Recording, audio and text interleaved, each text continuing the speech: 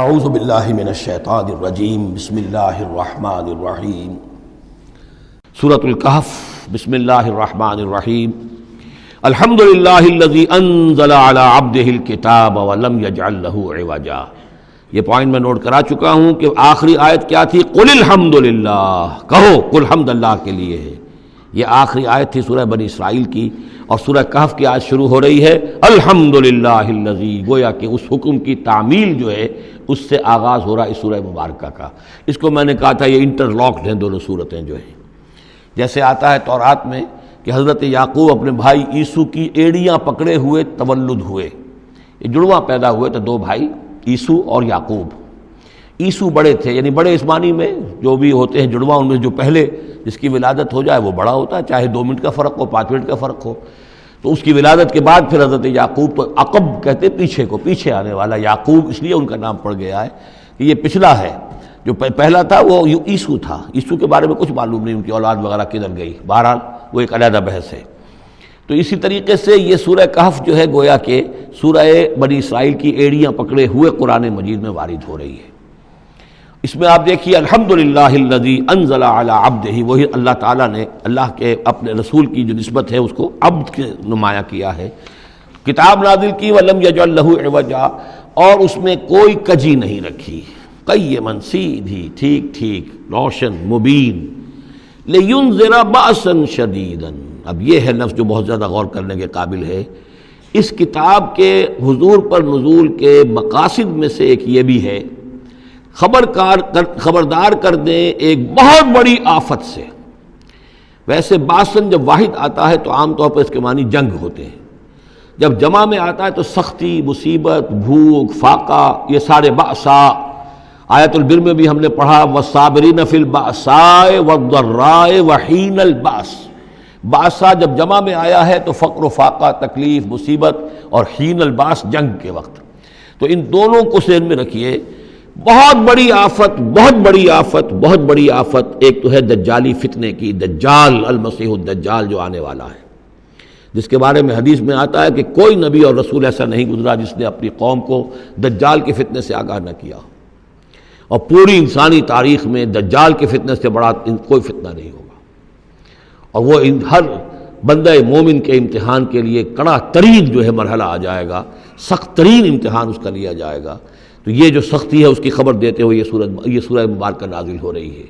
اور خاص طور پر اسے باسن اگر جنگ کے معنی میں لیں تو الملحمۃ العظمیٰ، کتاب الملاحم، جو کہ آپ دیکھیں گے احادیث کی کتابوں میں پورا باب ہے کتاب الملاحم، اور اس کا تعلق بھی دجال کے ساتھ ہے، کیونکہ پھر دجال ہی کو قتل کریں گے حضرت مسیح علیہ السلام نازل ہو کر۔ تو یہ سارا مسئلہ جو ہے اس کی خبر دینے کے لیے قیما لینذر بأسا شدیدا من لدنہ، گویا کہ یہ جو احادیث کی کتابوں میں آپ کو حدیث کے ابواب ملتے ہیں، چاہے وہ کتاب الفتن ہو اور چاہے وہ کتاب جو ہے آثار قیامہ ہے، اس طرح کے جتنے بھی ہیں، اور کتاب الملاحم ہے، یہ گویا کہ اس کی شرح ہے لینذر بأسا شدیدا من لدنہ، اور یہ ہوگا بھی خاص اللہ کی طرف سے، یہ آزمائش بھی، یہ دجال کا فتنہ بھی، یہ بہت بڑی جنگ بھی، جس کو آرمگڈون کہتے ہیں۔ کرسچین جو ٹریڈیشن ہے اس میں اس کے لیے لفظ ہے آرمگڈون، ایک بہت بڑی جنگ ہوگی۔ ڈکشنری میں بھی آپ دیکھیں گے کہ خیر اور شر کی قوتوں کے درمیان اس دنیا کے خاتمے سے پہلے ایک بہت بڑی جنگ ہونی ہے جس کا نام یہ آرمگڈون ہے۔ لینذر بأسا شدیدا من لدنہ ویبشر المؤمنین الذین یعملون الصالحات، اور تاکہ بشارت دے وہ ان اہل ایمان کو جو نیک عمل کرتے ہوں، ان لہم اجرا حسنا، کہ ان کے لیے ہوگا بہت اچھا بدلہ، ماکثین فیہ ابدا، اور وہ اس میں رہیں گے ہمیشہ ہمیشہ۔ یہ جو دجالی فتنہ ہے اس کے ساتھ ایک خاص مناسبت ہے سورہ مبارکہ کی۔ احادیث میں آتا ہے کہ دجالی فتنے کے اثرات سے بچنے کے لیے اس سورہ مبارکہ سے ذہنی اور قلبی رشتہ مفید ہے، اس کی تلاوت کرتے رہنا، خاص طور پر جمعے کے روز پوری سورہ کہف، ورنہ یہ کہ کم سے کم اس کی ابتدائی اور آخری آیات ان کی بڑی اہمیت ہے۔ دجالی فتنہ اصل میں کیا ہے سمجھ لیجئے کہ ایک تو ہے دجالی فتنہ بالعموم، دجل کہتے ہیں فریب کو، جیسے کہ کوئی نبی نہیں ہے، وہ اس نے فریبی لبادہ اوڑھ لیا، نبوت کا دعویٰ کر رہا ہے، وہ دجال ہے۔ تو اس طرح کی تو حضور نے فرمایا ہے کہ 30 دجال پیدا ہوں گے، انہی میں سے ایک ہمارے زمانے کے اندر جو ہے یہ غلام احمد قادیانی بھی تھا، وہ دجال تھا، جس نے کہ اعلان کیا کہ میں نبی ہوں جبکہ وہ نبی نہیں تھا۔ تو فریبی بنا ہوا، جس نے کہ ملمہ اپنے اوپر چڑھایا ہوا ہے۔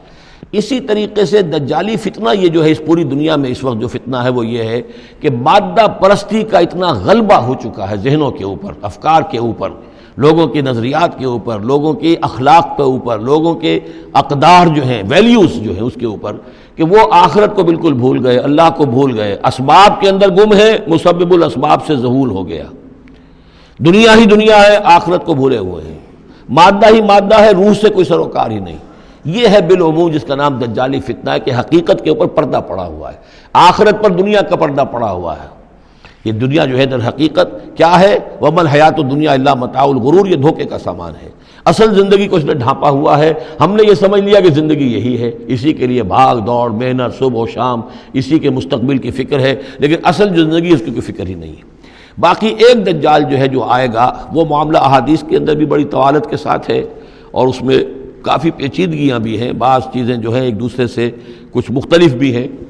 اس میں پھر اہل علم کو بہرحال مطابقت پیدا کرنی پڑتی ہے۔ میں نے جہاں تک اپنی کوشش کی ایک رائے تک میں پہنچا ہوں، لیکن ابھی میں اسے بیان نہیں کر رہا ہوں۔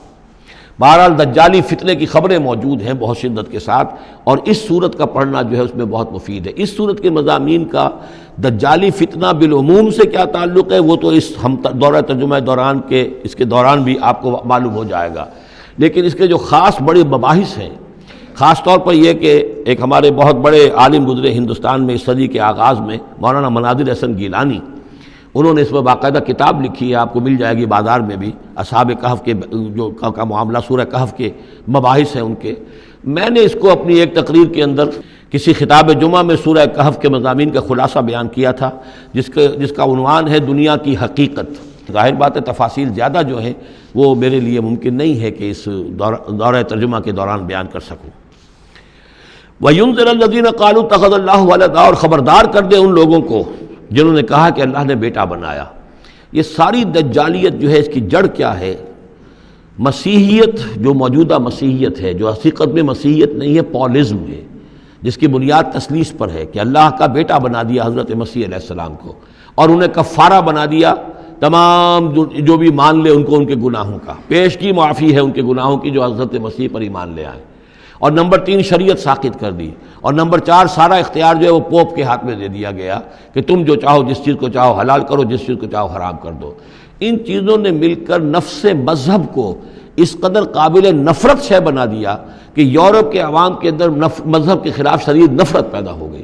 چنانچہ اس کے بعد جب مسلمانوں کے زیر اثر وہاں پر علم پھیلا ہے، ہسپانیہ کی یونیورسٹیوں سے علوم اور فنون جو ہیں، یہ فرانس اور اٹلی اور جرمنی کے نوجوان آتے تھے، اور وہاں آ کر وہ قرطبہ اور غرناطہ اور طلیطلہ کی یونیورسٹیوں سے پڑھ کر جاتے تھے، تو ان کے زیر اثر جو ایک ریفرمیشن شروع ہوئی،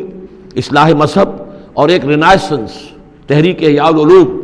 وہ جو اصل تو تحریک تھی اس بات کی کہ انسان علم کی طرف دوبارہ رجوع کرے، لیکن یہ کہ وہ علم جب آگے بڑھا ہے تو وہاں پہ عیسائیت کے خلاف جو رد عمل تھا اس کی وجہ سے اس میں مذہب کی دشمنی جو ہے اس تحریک کے اندر خود بخود شامل ہو گئی۔ تو مذہب سے بیزاری، روحانیت کا انکار، آخرت سے بالکل بے پرواہی اور اس کا بھی انکار، اور خدا ہے یا نہیں ہے اس سے کوئی سروکار نہیں، یہ جو اس تہذیب کے اصل میں اثرات بنے ہیں سارے، یہ اسی غلطیوں کا یہ اثرات ہیں، نتائج ہیں کہ جو عیسائی مذہب کے اندر جو یہ تحریفات کر کے جو غلطیاں کی گئی ہیں، اس کو یہاں کہا گیا ہے کہ ان لوگوں نے کہ جنہوں نے یہ عقیدہ ایجاد کیا، ما لہم بہ من علم، ان کے پاس اس کے لیے کوئی علمی سند نہیں ہے، ولا لآبائہم، نہ ان کے آباء و اجداد کے پاس کوئی سند تھی، کبرت کلمۃ تخرج من افواہہم، بہت بڑی بات ہے جو ان کے منہ سے نکل رہی ہے، بہت بڑی گستاخی ہے جو یہ اللہ تعالیٰ کی شان میں کر رہے ہیں۔ ان یقولون الا کذبا، یہ نہیں کہہ رہے مگر جھوٹ، سراسر سیدھا سفید جھوٹ بول رہے ہیں۔ صدق اللہ العظیم۔